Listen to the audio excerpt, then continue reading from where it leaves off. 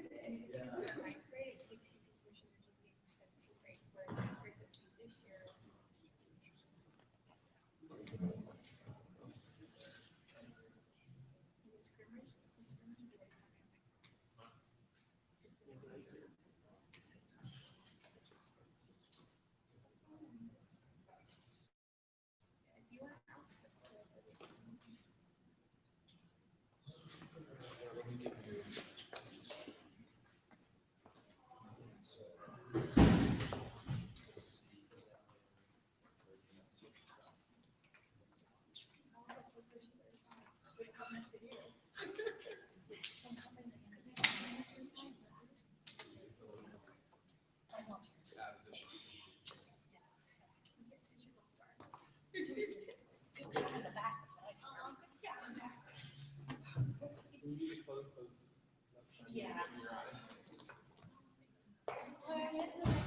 You are the tie in the shirt. We cannot put it up. That's funny. I thought I got mine together. This is like it. I thought I had organized. I'm like, oh, I didn't know other stuff.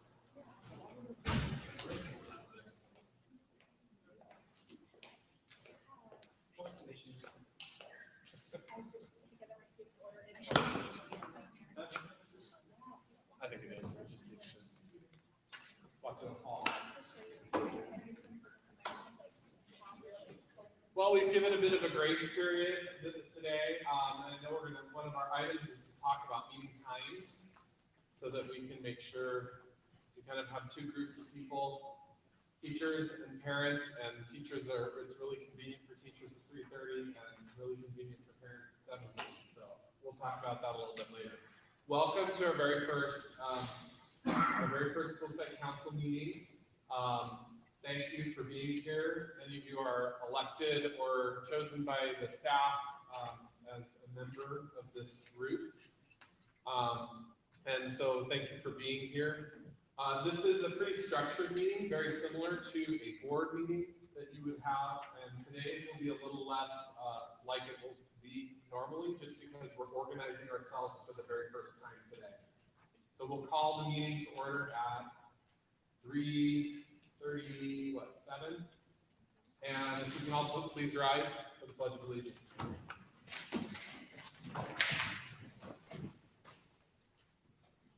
I pledge allegiance to the flag of the United States of America and to the republic for which it stands, one nation, under God, indivisible, with liberty and justice for all. And if you could call roll, John.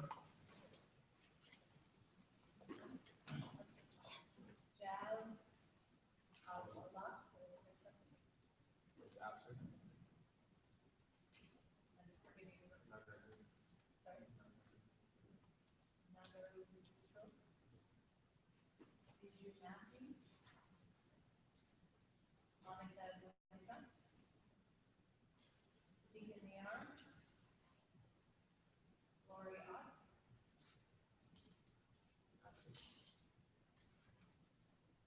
Samba Roman Choran. Did I say that right? Bernadette Salviano. Debbie Taylor. Carly Wright. Angela Calabro. Present. Santa Carrasco. Present. Scott Forrest.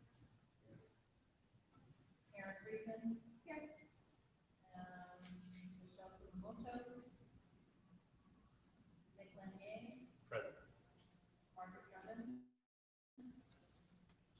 Jason Kloski. Present. Brian Shen. Present. Thomas Schofield. Here. Ben Colbert. Here. Don Fontaine. We have 2 students, so we need their names.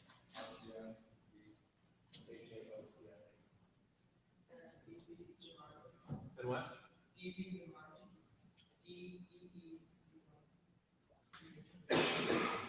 that last. Thank you.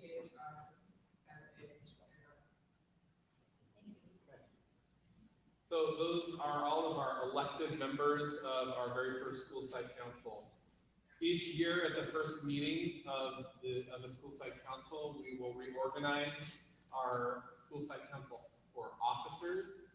And so this is the time where we are going to nominate and elect a school site council chairperson, vice chairperson, and parliamentarian, and then entertain an appointing a secretary.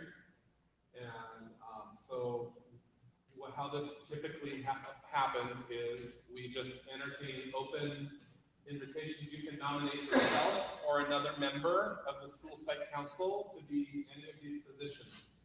So right now, we're going to entertain nominations for the chairperson of the school site council.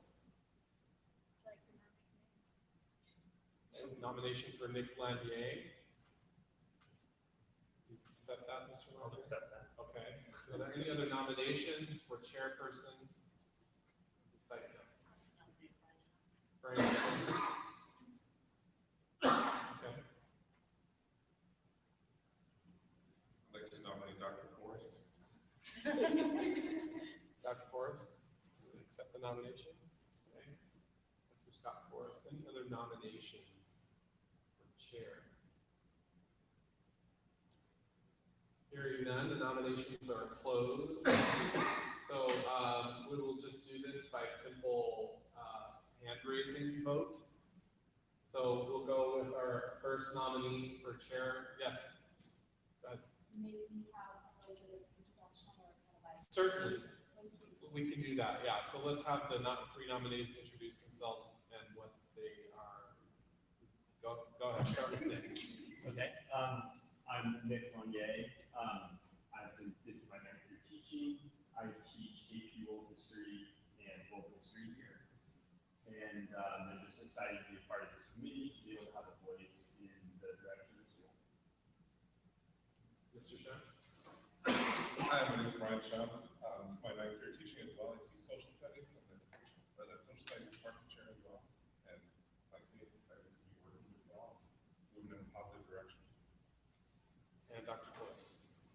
I'm Scott Forrest, I'm the English department chair. I've been teaching since 1992. And I also teach sophomore English and pre-AP sophomore English. Okay. So those are our 3 nominees. Again, we'll just do it by simple hand raising vote. Again, you're not hurting anybody's feelings. This is just somebody who's going to basically sit up here and read the agenda for you each time and organize and work with me to organize the agenda each time before we meet. So, by raising of hands, we'll go with the first candidate, Mr. Lanier. So, all in favor of Nick Lanier for chairperson?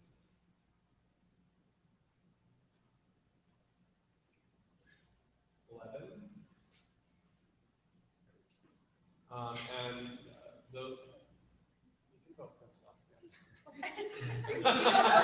He's not going to vote for himself. All those in favor for Mr. Shum? 4. And those in favor for Dr. Forrest? 3, 4, 6, 8. So with all of the votes counted, it sounds like Mr. Landier is our president. Congratulations. Now we will entertain nominations for vice chairperson. You want to nominate yourself? Yes. Okay, Carly Wright. Any other nominations for vice chair? I'd like to nominate myself. Okay, Bernadette Saladino, right? How do you say your last name? Saladino. That's much easier to say. Okay, any other nominations for vice chair? Okay, hearing none, then let's have the two introduce themselves before we take a vote. I'm Carter Wright. I have 3 children, one of which is a sophomore here. I am on the booster club for home cards and for athletics. I'm in charge of booth sales and Okay, and who's the second? A parent and a community member. I'm an educator myself, mathematics coordinator at the San California Office of Ed, and I've done a lot of WASC evaluation, LCAP, LCFF, and all that stuff about building and putting in all these other stakeholders and everything to work together. And I guess at this point, also a voice from the other side of the fence. So, Thank you. So we'll take a vote again by hand raising. Let's first for Carly Wright. Those who would like to vote for Carly Wright as the vice chair. 1, 2, 3, 4, 5, 6, 7. And for Bernadette Salgarino. 2, 3, 4, 5, 6, 7, 8, 9, 12. So all the votes in. Bernadette Salgarino will be our vice chair. Congratulations. And the last is for our parliamentarian. Parliamentarian is sometimes people don't know what that is. It's basically the person that checks up and makes sure we're running our meeting correctly and we're following the agenda and not going off of the agenda. We are governed by certain rules that we can only follow the agenda that we have. We can't make decisions off of our agenda unless by a certain vote of the entire school site council. So we do need a parliamentarian, and so I'll entertain nominations for the parliamentarian position. Okay, Debbie Taylor. Dr. Forrest. Any other nominations? Okay, hearing none, then we'll have, we know who Dr. Forrest is. Debbie, if you want to introduce yourself. My name is Debbie Taylor. It's here from back east, and I am excited to be a part of the community. I am an ICU registered nurse, working for agencies here in the community. So let's go ahead and by raising your hand, all those in favor of Debbie Taylor as the parliamentarian, raise your hand, please. 5, and those for Dr. Forrest. 15. So, Dr. Forrest, thank you all for being willing to step forward. And so at this time, Dr. Forrest is elected as our parliamentarian. So if you would like, those 3 of you that were just chosen to go ahead and come on up, and I'm going to let our chairperson, and I'll guide you through how to do that. So sit next to me, and then our vice chair right over here, and our parliamentarian.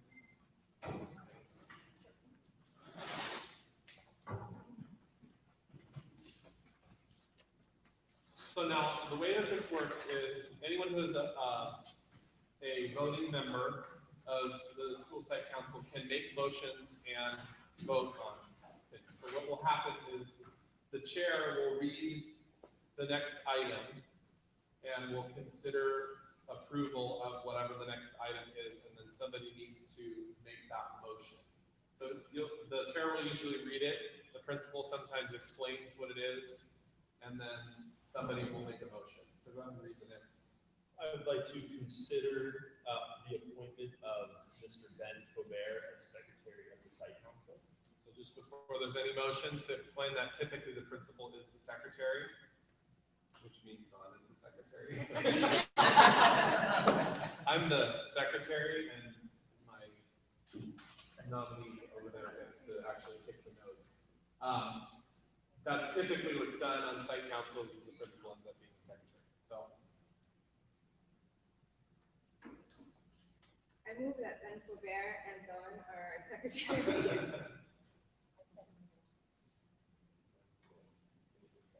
Any discussion?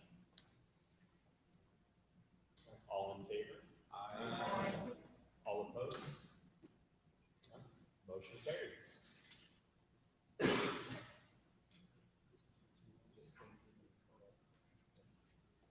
All right, so that's, we have approval and or corrections to the agenda. There's no corrections. So somebody needs to move to approve the agenda. I move we approve the agenda. I second.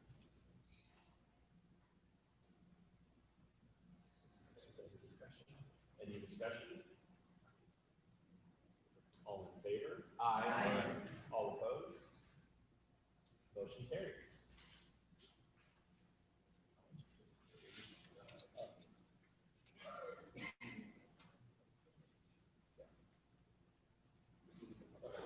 Receiving of public comments. So typically what happens during this time of the meeting, and we don't have them here this week, but there's usually two different kinds of speaker cards. Any member of the public can speak on any part of the agenda items. Typically it's done during the agenda item, and the chair will offer time for the public to make comments on that, usually using the cards that are turned into the chairperson. But at this time, any member of the public can come and speak to the school site council regarding any of the things that we have jurisdiction over. And they usually have about 3 minutes to do so. So this is the time where the public would make their comment. We do not have any cards this time. So it's open for any public comment. If they ask questions, can we answer them? No. So typically, public comment is not a time, it's not a back and forth conversation with the group. It's their ability to come forward and bring things to light. They can ask questions, and then any member of the council can suggest that it be placed on a subsequent agenda of the meeting. And the reason why we can't answer back is because we have to stick to the agenda. That's a parliamentary kind of thing. So oftentimes it will happen where a member of the public will come and ask questions, and we'll start answering. It's the job of the parliamentarian to say, point of order. If this is something important that the council wants to speak about, the chair needs to be directed to place it on a future agenda. So that's why we can't speak to or discuss business that isn't listed on the agenda. And that's how it is during a regular board meeting as well. If it is on the agenda, If it is on the agenda, we would typically say, if they're making the comment during public comment, we would say, actually, that's an agenda item. Why don't you come back up during the agenda item to discuss that? So it is something that can be discussed at that time. Any other questions about that? There's no public comment. So the next item now is Acknowledgements. typically there might be, if there's something's going on, or there's, something that the school site council is working on, we would discuss or acknowledge anybody that's done work or anything important that's going on. But we don't have any this time, because we're new. So, Consent items for consideration. Approval of site council meeting minutes. we don't have them yet. So the next meeting, the minutes that Dawn is taking today will be presented to be approved. And that's at the time, if you feel like there's any issues with those minutes, you would say, hey, we forgot to notate this, that, or the other. But there's nothing to move this time because there are no site council meeting minutes. So we'll move on. All right, next is is administrative reports, starting with the principal's reports. I'm doing a lot of talking, I'm sorry. It's just the first meeting, we're kind of learning how to run our meeting.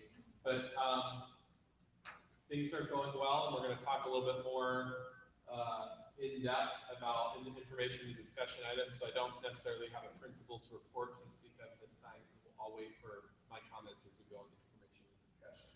I know this sounds wooden, but I want to go through it so we all understand what's expected as we move forward in the future.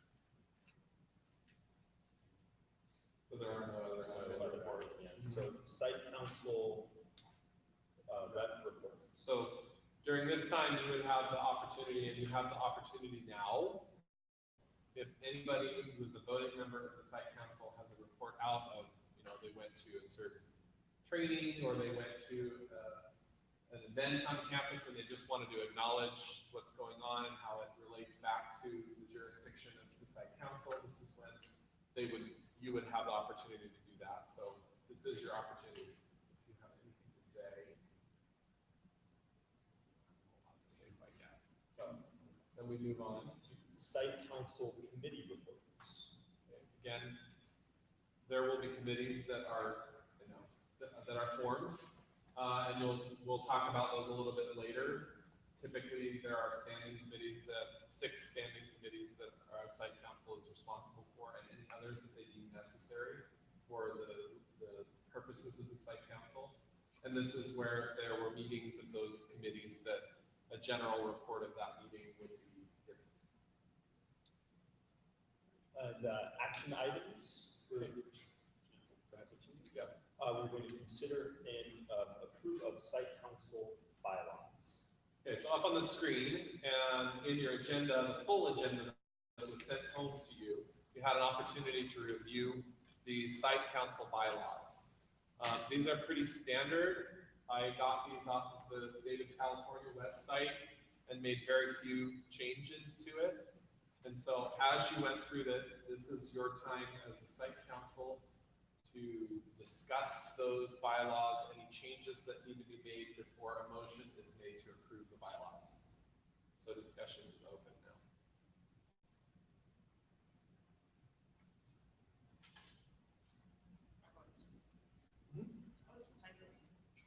Yes, if there are typos, because where? These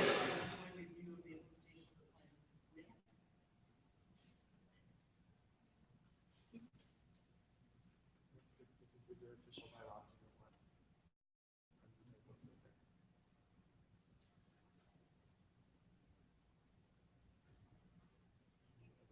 Discussion of those.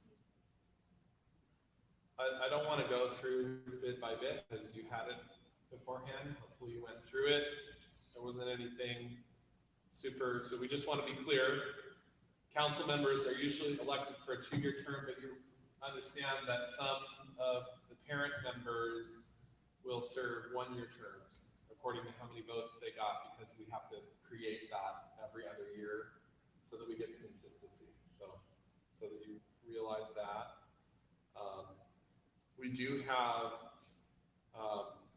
some of the people who ran, I emailed them and the unsuccessful candidates and let them know that we are happy to have them on as alternate members. And a couple of them have got back to me and said, yes, I'd love to be an alternate member. So if any member of our current school site council is unable to perform their duties, then we have 3 or 4 people waiting in the wings to take their spot. And if that isn't, if none of those people want it, then we would go back out and elect an additional member to serve the rest of that term. We talked about the positions, subcommittees, what a quorum looks like. Majority of the members is a quorum. Typically, we won't start a meeting until there's a quorum, and we usually wait, and then if there isn't, then we defer all the items of the agenda off to a subsequent meeting. The meetings are open to the public, and then a way to amend the bylaws. If there's no questions, I will entertain a motion.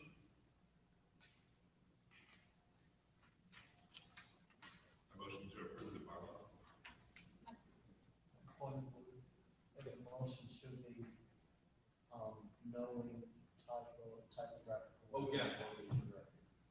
as amended, you could say that. So, you wanna, Motion to approve the bylaws as amended for Nichols. All in favor? All opposed? Motion carries. All right, we will also consider approval of calendar dates for future site council board meetings.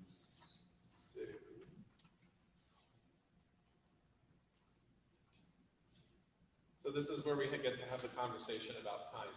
So, we set the dates basically on days that the school schedule is somewhat advantageous for the meeting, which is typically the third Tuesday of every month. So the dates are pretty well set unless other people want to argue for something different, but the time is definitely negotiable, so we can have a discussion about what the best time would be for this meeting. 7 o'clock. Say it again, 7 o'clock. 7 o'clock, 5? Oh, yes, 6? Coaching. Oh, coaching, 6. kind of in the middle. Yeah.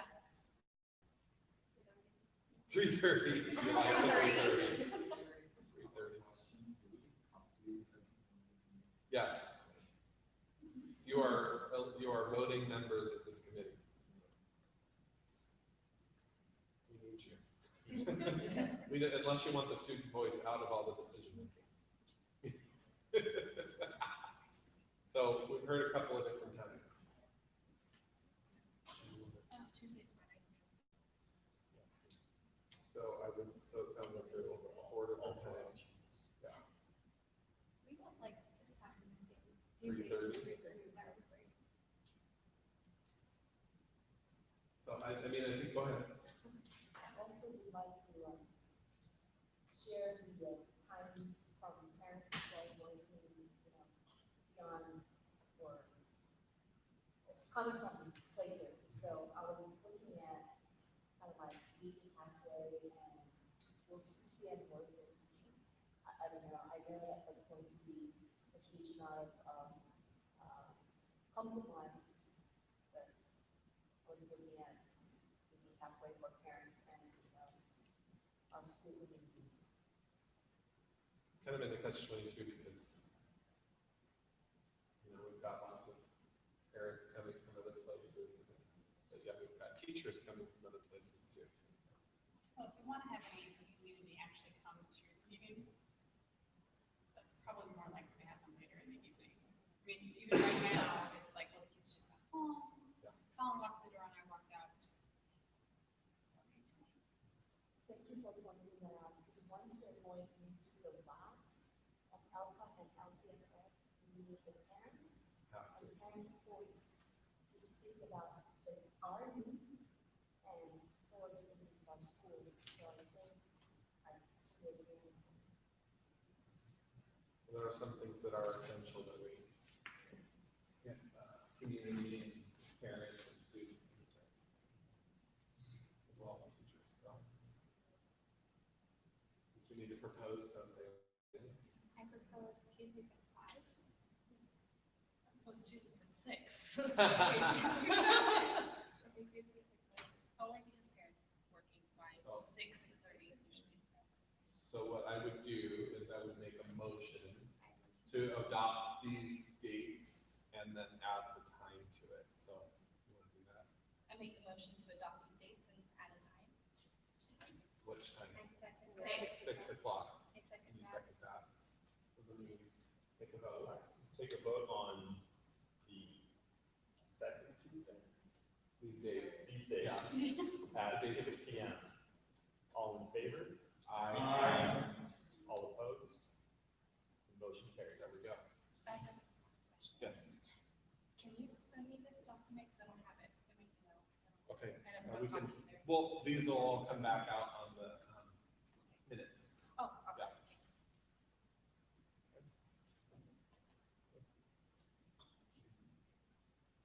All right, then next, the information and discussion items, report on our student and parent survey results. So before we start, I like to have a little bit of a visual. So if you know what a Wordle is, a Wordle is something you paste raw text into, and then it turns it into a picture with the words. The more the word appears in the raw text, the bigger the word looks on the picture. And so this was from the parent survey.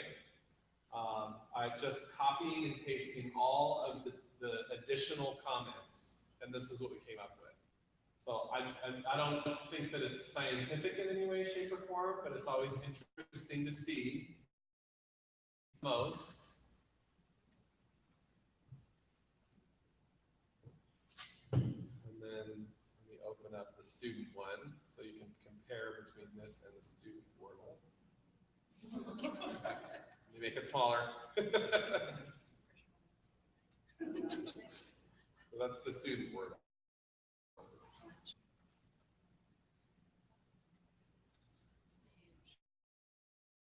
Yeah. So we can probably guess from both parent and student sides what they're talking about. And that's just, again, that's just raw information.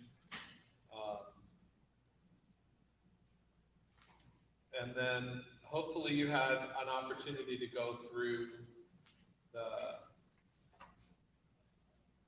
find my copy of it here. That's not it.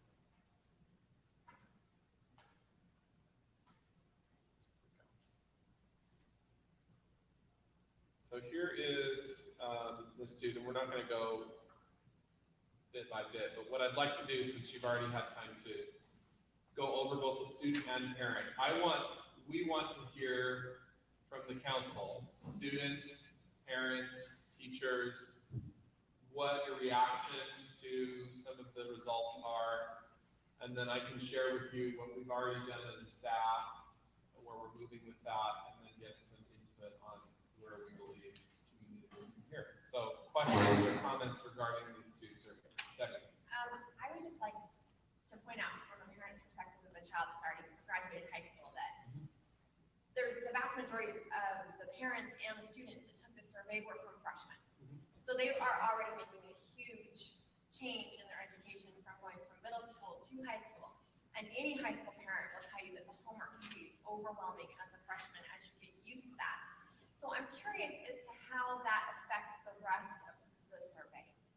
And if we were to redo that on the same group even halfway through the year or at the end of the year, if we would still find these same results. In addition to that, as a teacher, I'm also wondering in what subjects they are referring to as having too much homework.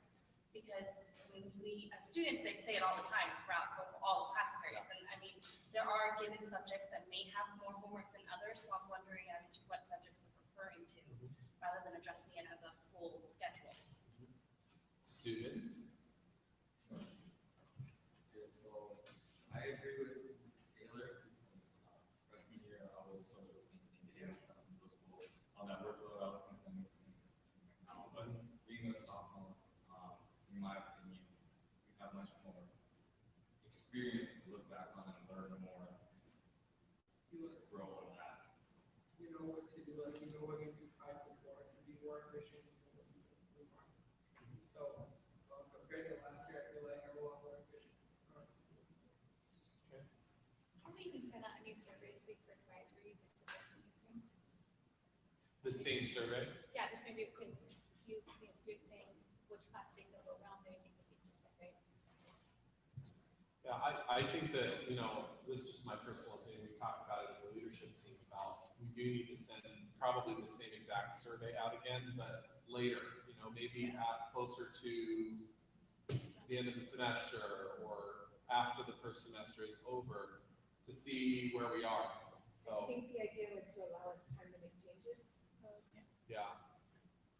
I agree with the opinion of parent and the students in that, you know, so there is usually a jump from the amount of homework from middle school to high school, but at the same time, so we should be careful not to let the students get stressed out or you know, there should not there has to be a gradual change. So what is probably happening now is that everything is new, the school is new, the teachers are new, the system as such is new, the teaching methodology is completely new. And I think, even the teachers need little time to get used to the new method of teaching and the technology. And so even though we might think that, the students are all technology wizards, maybe that's not completely true. This is not any high-fi technology, but then we need to train them how to use the Canvas system. So that there needs to be some sessions on how to use the Canvas system before we actually ask them to do homework on the Canvas, submit. If they don't know how to submit, so until now they are used to a paper and pen system and textbook, and where a teacher is giving lecture in class, and then they do some sample problems in class, then they go home, do some homework. So they are used to that system, but now it's kind of a learning, self-learning that's happening, and we need to give the vision is actually great, it's good, but we need to give it some time and some education for the whole thing to work. I think we should take each subject, each class individually and see what is required to make that class comfortable for the students and teachers. Rather than generalizing, because for math it might be overwhelming, but I heard that Spanish is working great. There are some teachers who are doing it very well, but some classes are not going that smoothly. The students feel overwhelmed. For example, I think we have to take class by class, and then even the teaching methodology has to be streamlined.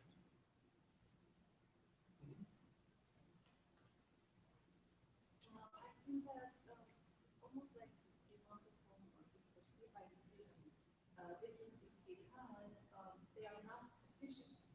Like the amount of clicks they have to do. It's almost like a work study. You have to do the timing to see how long it takes to do homework and compare it to the old school method. I think that's what the frustration is coming from. So like any software that could be helpful or others would be better. By using a very mind-blowing skill, we use the software that we're just not helping us get it done. So I think the amount of keys you have to go to get the answer. They don't decide how to doesn't have the patience to wait through the lesson, but she knows the answer and still slows it down. So then those high achievers, they feel like the system is actually not helping them finish the homework faster as they do. That's the point. I just had a quick question. What are the number of freshmen and sophomore we have? Almost all of our students answered the survey. Okay, so we have 61% freshmen and 39% About, sophomore. well, yeah, that's about right. Number of freshmen as opposed to number of sophomores. So we have more freshmen. Way a lot more freshmen, yeah. So as far as the students, we have about, if you don't count our 8th grade math students who are coming to us, we have about 482 or 84 students. Yeah, we were about 488. Okay. So this is almost all of the students. Is it true that there's homework that are due on weekends? I saw that in here times. Teachers? Can I address that? Yeah. The weekend, she was asking if there was homework due on weekends. The whole weekend duty system behind that is in the online classroom. Usually, because we're basing online classrooms allow students to open up their lesson on Monday and have all the way until the end of the very last minute on a Sunday to complete their homework. So let's say you have a student who's working on homework on Friday, but they can't get it done. They have all weekend still turn it in order to submit it, so that by Monday, when the teacher opens up that Chromebook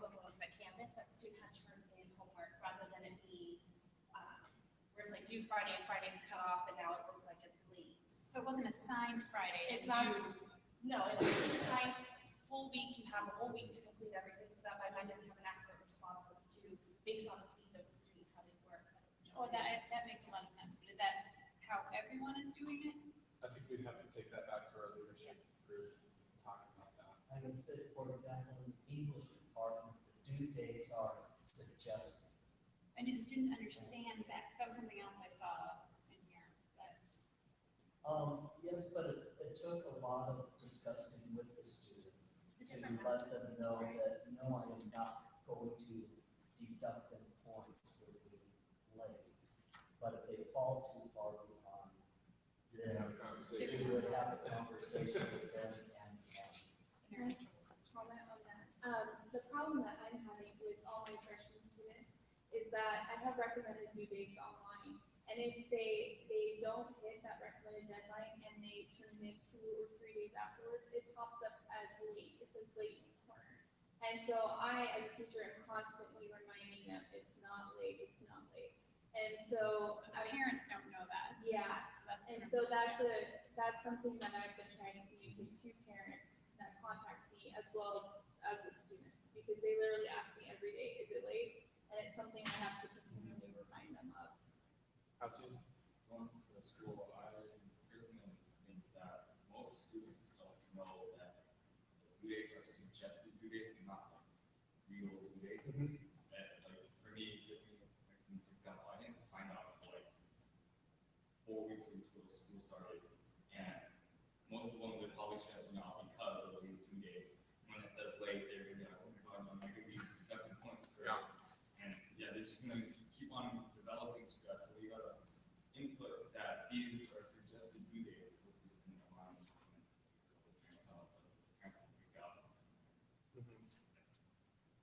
when you like add this, by default it sets it Eastern time.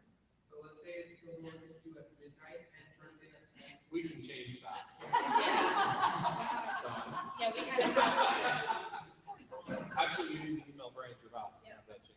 That's an easy, that's good to know. I did not even know that. Yeah.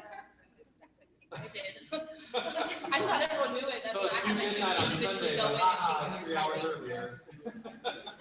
They have to, I mean, what I did for my classes, I knew that, because I go to an online classroom, so I realized that on my own computer, like, why am I setting it for 11:59 PM and it's coming up as it's 8:59 PM? Oh. I'm like, so I made the connection that I had all my students individually go into their settings, which they can do, and change it to Pacific Standard That's Time. why.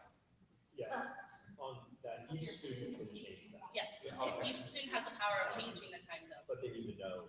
that they have to. I'll make that a priority in our next advisory, to let students know and have parent or teachers go through and tell every student to change their time zone. So. What? Yes. Can you figure out why for them that there is more work? Is it because the quantity is more or because it's difficult? Do they need some help? So if you want my opinion, it's different work. We are doing this very differently than any of us adults in here, or even students who have been to high school already, have ever done it. Does your homework look the same this year as it did last year? It's totally different, right? Like, it's not go home and do 1 to 50 odd anymore. It's go home and watch this video, take notes, be ready to apply this in class the next day. And maybe you're going to be in a small group. Maybe the teacher's working one-on-one with you, and you're actually demonstrating mastery of the concept in the class, as opposed to typically what students used to do is the teacher would stand in front and talk half the kids, and they would take notes and go home and practice it. So I think that there's a little bit of it's taking them longer. I love Dr. Forrest's example of, he told me there was a discussion item. There's lots of discussion items now. We want kids to talk back and forth, but we want them to write back and forth. And he asked them, okay, post this discussion item tonight, and the kids are writing 5 paragraph essays.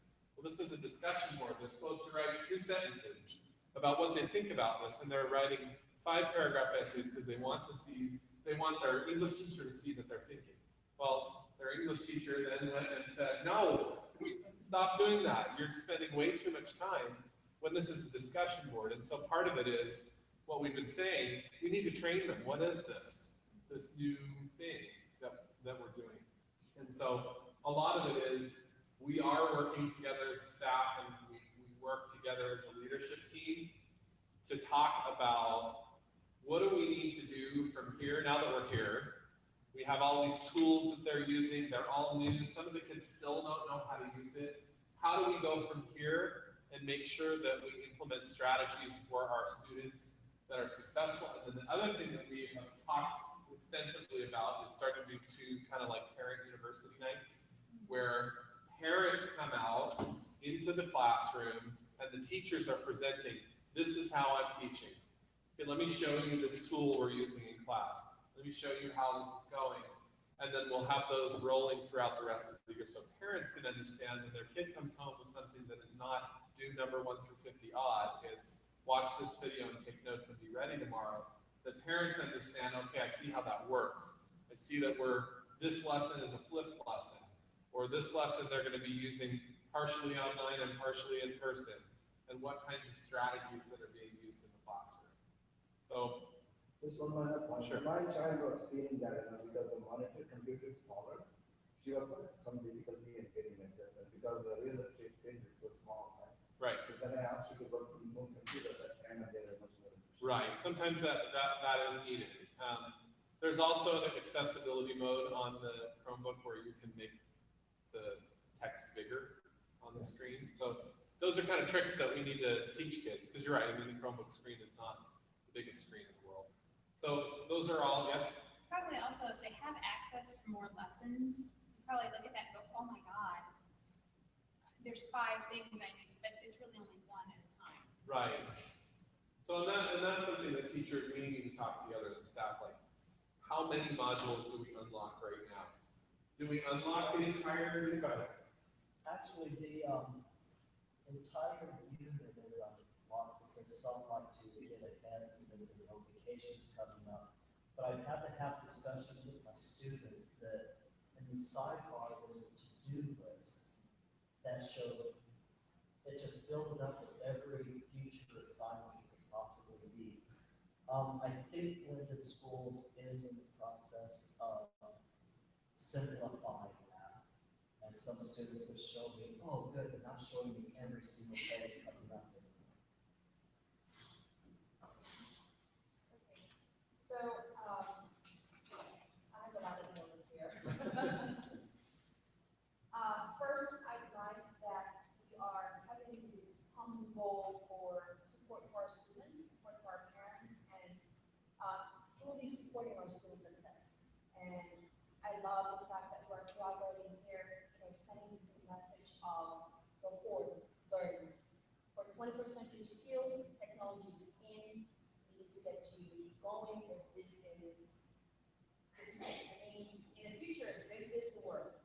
I also like the opportunity that we are preparing our students for rigor after high school, and that amount of homework is something to think about as far as time management, study skills, and so on and so forth is concerned.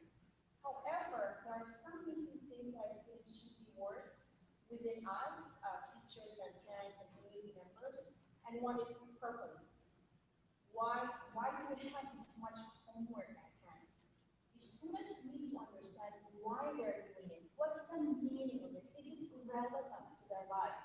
Because as far as rigor is concerned, I get it, but will it help me so much to prepare me after high school? Number 2, purpose for classwork as well. The meaning of every learning opportunity in the classroom and outside the classroom will help our kids succeed. Purpose of the lesson. I saw my son, and he's doing so well in his blended learning. I've shown it in the comment. It's my first time to see him smile doing homework. But then it's all about because he understood. How many of our kids understood? Third one is communication. I see that when I look at I'm a math person, I said, whoa, my student feels positive about the technology used at Mountain High School. Parents said, 47% of our parents said strongly agree,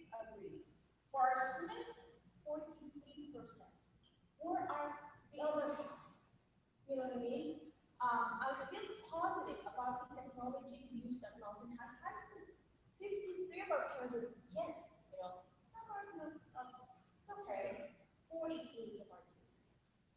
There's consistency, but at the same time, it says Mountain House High School teachers communicate clearly with me and my student, and parents says 37% strongly agree that teachers communicate to parents something about their students. And for kids, communication is 48%. And then my student has shown positive growth since beginning at Mountain Heights High School. 47% from parents strongly agree and agree. And our student says about 43%. I mean, this is the initial survey, and we know that after or before the first semester will end, will probably change a lot. But it gives us the opportunity to reflect and talk about it as a voting member or has these boys and something that could be done to truly support our special students in doing well in the classroom and providing them any remediation, intervention, scaffolds, things that will make them feel that they're successful in whatever challenges that's in the classroom is giving them the opportunity to grow and succeed. So I think we have a lot of room to improve, and I'm thinking this is a positive note to start along that path. Well, and if, Mr. Chairperson, we have about 5 minutes left in the meeting, so if we can move into the next kind of, because what was just said kind of moves into information about school site council responsibilities. So if we can move forward a little bit, one more question. Well, what are we saying is the average amount of homework time we should be spending after spending 7 or 8 hours? Right, so there was an item on there that said number of hours spent on homework. What are we saying, they should be spending? What should they be spending? Well, they should be spending for a non-pre-AP class about half an hour per night per academic subject. So 3.5 to 4 hours a night. Depends on how many of their subjects they have that are academic. Like not drawing. Drawing may not have. PE has like one assignment a week, right? Well, when she was talking about purpose, what I was thinking was, okay, so if they're in school for 7 or 8 hours, and then they have 3 to 4 hours of homework a night. If you had a job that requires you to do that, you'd say, get this. Yeah. So I think that's probably, it's hard to understand the purpose for them. Right. Does that make sense? Right, it does. So, and that's why I want to move to the next item, and that is because as we develop our single plan for student achievement, this group has to come up with goals. And I saw the word goal in the paper right there. You've already written goal. So, yes, go ahead. It's about the textbooks. So it is good to have some standardized textbook, even though it is online, because if teachers themselves make textbooks, then it may not be. So there has to be some validation. Some students may be good at reading it, because they are always watching the videos, and if they don't have any other referenceable standard material, sometimes for some students. So as we move forward and we develop, part of the responsibilities for a school site council is to develop a single plan for student achievement. And that single plan for student achievement is very closely connected to the district strategic plan and to the LCAP plan, which has to do with the new way that the state funds schools. And so, again, we're not going to dig into that kind of stuff today. That's going to be a long conversation.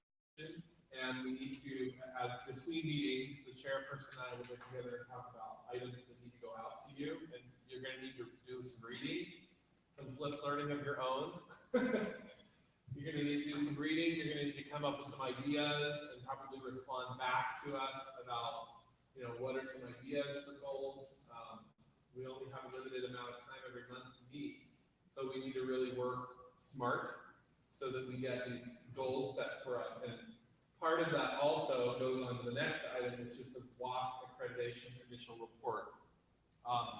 And what WASC is, the Western Association of Schools and Colleges. They are the regional accrediting agency that tells schools that they can be schools, basically.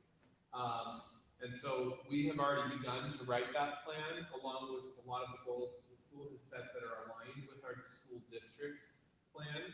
And in October, we will go over that plan as we begin developing our single plan for student achievement. Also attached to that single plan for student achievement, you'll note that in the past, the single plan for student achievement and the school site council was responsible for all these pots of money and approving where those pots of money went. With LCFF, a lot of those pots of money disappeared and got lumped into one big thing. And so the amount of money that we actually control as a school site council, especially in a district that has very few low income and very few English language learners, and because I think we have 5 English language learners at our school, which is super low. And so usually those are the funds that we are responsible for to dedicate to the program. So there's a lot less money, and ours is more of a role of making sure that we as a school who have developed mission and values, that have developed the WASC plan, and luckily Mr. Shum, who is our WASC guru on campus, has written the report in connection with the administration and the teachers. We'll be able to talk about all those things and incorporate those into our single plan for students, so that it all kind of goes together. In our district, the district also requests that we incorporate our school sites, safe schools plan into our single plan for student achievement, which also has its own goals in relation to not just physical safety of school, but also social emotional safety, including plans for bully prevention, plans for feeling safe at school, sexual harassment, physical safety, and all that kind of stuff.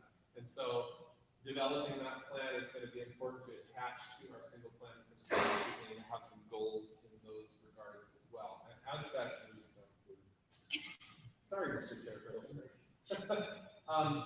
As such, you'll see that there are a number of committees, and over the next couple of weeks, we're going to ask you to choose which one you feel is important to you that you would like to be on. Safety, and remember, safety has a lot more to do with social, emotional, and culture of the school than physical safety. The physical safety part's the easy part. It's the other parts where we don't have a whole lot of control over student behavior, but we have control over the culture that we build at school. Gifted and Talented Education Advisory Committee, self-explanatory there. Special Education Advisory Committee, Visual and Performing Arts Advisory Committee, and Compensatory Education Advisory Committee that has to do with curriculum and instruction, basically. So that was the quick and dirty run through of the information items. There's a lot. We really appreciate your willingness to participate, and I cannot stress enough how much your participation is needed. Otherwise, I write the plan and you sign it with a rubber stamp, and I don't like that. I want our community to write a plan that means something to us, and then the other part of this body's responsibility is, once we have written the plan and sent it off to the district, because our school board actually is the one that approves the plan, we suggest it, they approve it. Once they approve it, it's our responsibility to progress monitor. We have to have several times during the year, and I envision site council members being able to come to the school and do a school visit. You know, your safety committee comes and we talk about, here's the things that are in place. Do we see it happening every day on our campus? How do we assess it? How do we report it out? How do we make it better? What do we talk about in this meeting to make sure that it works? So this really is a very important committee. Your work is very needed in this committee, and that there will be some work to do, and we encourage you to get as involved as you would like to. Bless you. again, we really appreciate it and look forward to being here at all of your meetings, as many of the meetings as possible. Hopefully the 6 o'clock time will allow more people to come and we'll get those responsibilities done. We'll have to fill in those who were not here today, but we'll work towards those goals as we move in the future. So. All right. The calendar upcoming events, October 2nd, progress reports will be mailed home. On October 3rd is the homecoming parade, the football game and dance. And on October 21st will be our next school site council meeting. And now we will consider a motion to adjourn our school site council meeting.